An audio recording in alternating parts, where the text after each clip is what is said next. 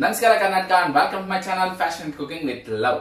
ಬನ್ನಿ ಇವತ್ತು ಹೆಸರು ಬೇಳೆ ಶಾವಿಗೆಯಿಂದ ಪಾಯಸ ಮಾಡೋದು ಹೇಗಂತ ನೋಡೋಣ. ಬನ್ನಿ ಪಾಯಸಕ್ಕೆ ಬೇಕಾಗಿರೋ ಇಂಗ್ರೀಡಿಯೆಂಟ್ಸ್ ನೋಡ್ಕೊಳ್ಳೋಣ.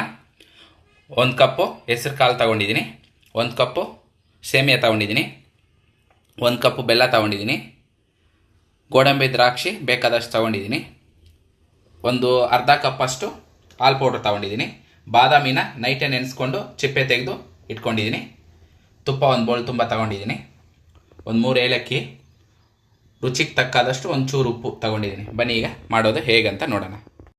ಮೊದಲಿಗೆ ಸ್ಟವ್ ಆನ್ ಮಾಡ್ಕೊಳ್ಳೋಣ. ಸ್ಟವ್ ಆನ್ ಮಾಡಿಕೊಂಡು ಕಡಾಯಿನ ಇಟ್ಕೊಳ್ಳೋಣ. ಕಡಾಯಿ ಬಿಸಿ ಆಗಲಿ. ನೋಡಿ ಕಡಾಯಿ ಬಿಸಿ ಆಗಿದೆ. ಇವಾಗ ಬೇಳೆನ ಇದ್ರಲ್ಲಿ ಹಾಕ್ಕೊಂಡು ಹೆಸರು ಬೇಳೆನ ಲೈಟಾಗಿ ಗೋಲ್ಡನ್ ಕಲರ್ ಬರೋವರೆಗೂ ಹುರ್ಕೊಳ್ಳೋಣ. ನೋಡಿ ಚೆನ್ನಾಗಿ ಗೋಲ್ಡನ್ ಕಲರ್ ಬಂದಿದೆ. ಈಗ ಇದನ್ನು ತೆಗೆದುಕೊಳ್ಳೋಣ. ಮತ್ತು ಅದೇ ಕಡಾಯಿಗೆ ಈ ಸೇಮಿಯಾನ ಇದರಲ್ಲಿ ಹುರ್ಕೊಳ್ಳೋಣ.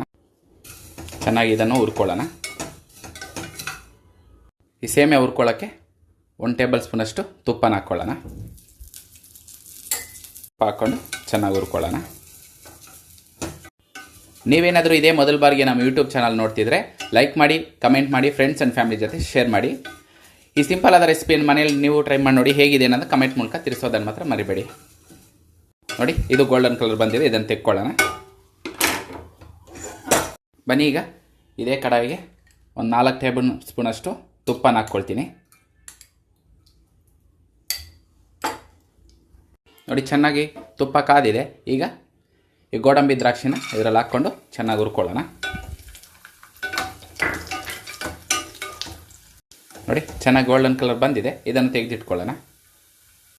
ಬನ್ನಿ ಈಗ ಇದೇ ಕಡಾಯಲ್ಲಿ ನಾನು 1 ಲೀಟ್ರಷ್ಟು ನೀರು ಹಾಕ್ಕೊಳ್ತಾ ಇದ್ದೀನಿ. ನೀರು ಚೆನ್ನಾಗಿ ಕುದಿ ಬರಲಿ. ನೋಡಿ ನೀರು ಚೆನ್ನಾಗಿ ಕುದಿಯಕ್ಕೆ ಬಂದಿದೆ. ಈಗ ಹುರಿದಿಟ್ಕೊಂಡಿರೋಂಥ ಹೆಸರು ಬೇಳೆನ ಇದರಲ್ಲಿ ಹಾಕ್ಕೊಳ್ಳೋಣ. ಹಾಕ್ಕೊಂಡು ಚೆನ್ನಾಗಿ ಹೆಸರು ಬೇಳೆ ಬೇಯಲಿ. ನೋಡಿ ಚೆನ್ನಾಗಿ ಒಂದು 10 ನಿಮಿಷ ಬೇಯಿಸ್ಕೊಂಡಿದ್ದೀನಿ. ಬೇಳೆ ಎಲ್ಲ ಚೆನ್ನಾಗಿ ಬಂದಿದೆ. ನೋಡಿ ಚೆನ್ನಾಗಿ ಬೆಂದಿದೆ. ಈಗ ನಾವು ಹುರಿದಿಟ್ಕೊಂಡಿರೋಂಥ ಸೇಮಿಯಾನ ಇದರಲ್ಲಿ ಹಾಕ್ಕೊಳ್ಳೋಣ. ಈ ಸೇಮಿಯಾನು ಚೆನ್ನಾಗಿ ಬೇಯಲಿ ಒಂದು 5 ನಿಮಿಷ. ನೋಡಿ ಚೆನ್ನಾಗಿ ಬೆಂದಿದೆ ಒಂದು 5 ನಿಮಿಷ. ಈಗ ನಾನು ಮಿಕ್ಸಿಗೆ ಹಾಕ್ಕೊಂಡಿರೋ ಬಾದಾಮಿ ಪೇಸ್ಟ್ನ ಇದರಲ್ಲಿ ಹಾಕ್ಕೊಳ್ತೀನಿ. ಅದು ಚೆನ್ನಾಗಿ ಬೇಯಲಿ. ನಾನು ಆವಾಗಲೇ 1 ಕೊಬ್ಬರಿನ ಮರ್ತೋಗಿದ್ದೆ. ಈಗ 1 ಕೊಬ್ಬರಿನ ತುರಿದು ಒಂದು 1/4 ಬೌಲಷ್ಟು ತೆಗೆದಿಟ್ಕೊಂಡಿದ್ದೀನಿ. ಇದು ಚೆನ್ನಾಗಿ ಕುದಿ ಬರಲಿ.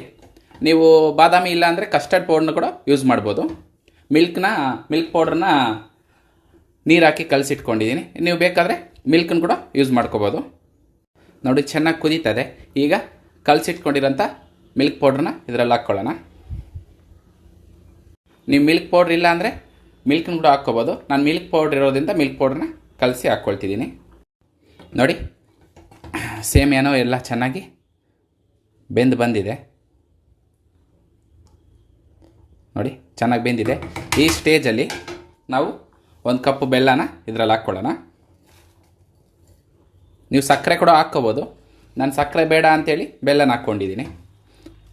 ನಾವು ಪ್ರೀತಿಯಿಂದ ಅಡುಗೆ ಮಾಡಿದ್ರೆ ಸಿಂಪಲ್ ಆಗಿರೋ ಅಡುಗೆನೂ ಸೂಪರ್ ಆಗಿರುತ್ತೆ.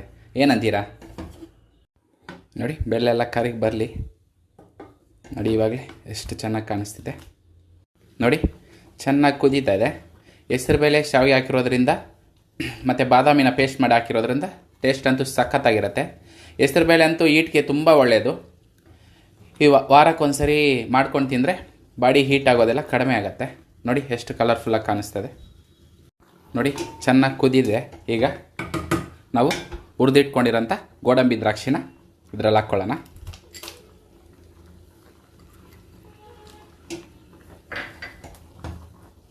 ಹಾಗೆ ತುರಿದಿಟ್ಕೊಂಡಿರೋಂಥ ತೆಂಗಿನ ಚೂರನ್ನ ಇದರಲ್ಲಿ ಹಾಕ್ಕೊಳ್ಳೋಣ. ನೋಡಿ ಎಷ್ಟು ಕಲರ್ಫುಲ್ಲಾಗಿ ಕಾಣಿಸ್ತದೆ. ಏಲಕ್ಕಿನ ಪುಡಿ ಮಾಡಿಕೊಂಡು ಅದನ್ನು ಹಾಕ್ಕೊಳ್ಳೋಣ.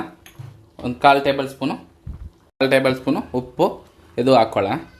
ರುಚಿಗೆ ಉಪ್ಪು ಹಾಕ್ಕೊಳ್ಳೋದ್ರಿಂದ ಸ್ವೀಟು ಫ್ಲೇವರ್ ಚೆನ್ನಾಗಿರುತ್ತೆ. ನೋಡಿ ಎಲ್ಲ ಬೆಂದಿದೆ ಚೆನ್ನಾಗಿ. ಈಗ ಸ್ಟವ್ನ ಆಫ್ ಮಾಡ್ಕೊಳ್ತೀನಿ. ಸ್ಟವ್ ಆಫ್ ಮಾಡಿಕೊಂಡು ಒಂದು 3 ಟೇಬಲ್ ಸ್ಪೂನು ತುಪ್ಪನ ಹಾಕ್ಕೊಳ್ತೀನಿ. ಕಾಯಿಸಿರೋ ತುಪ್ಪ ಇದು. ಹಾಕ್ಕೊಂಡು ಚೆನ್ನಾಗಿ ಕಲಿಸ್ಕೊಳ್ತೀನಿ. ಪಾಯಸ ರೆಡಿಯಾಗಿದೆ. ಬನ್ನಿ ಇವಾಗ ಬೌಲ್ಗೆ ಹಾಕ್ಕೊಂಡು ಸರ್ವ್ ಮಾಡೋಣ.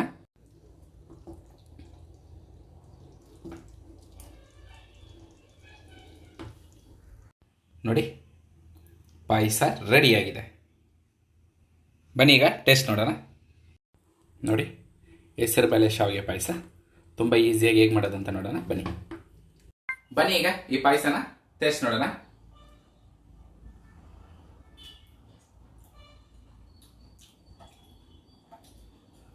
ಪಾಯಸ ಅಂತೂ ಸಖತ್ತಾಗಿದೆ. ಸ್ವೀಟು, ಈ ಒಣ ಕೊಬ್ಬರಿ ಹಾಕಿರೋದು ಬಾಯಿಗೆ ಹಂಗೆ ಸಿಗ್ತಾ ಇದ್ರೆ ಸಖತ್ತಾಗಿದೆ.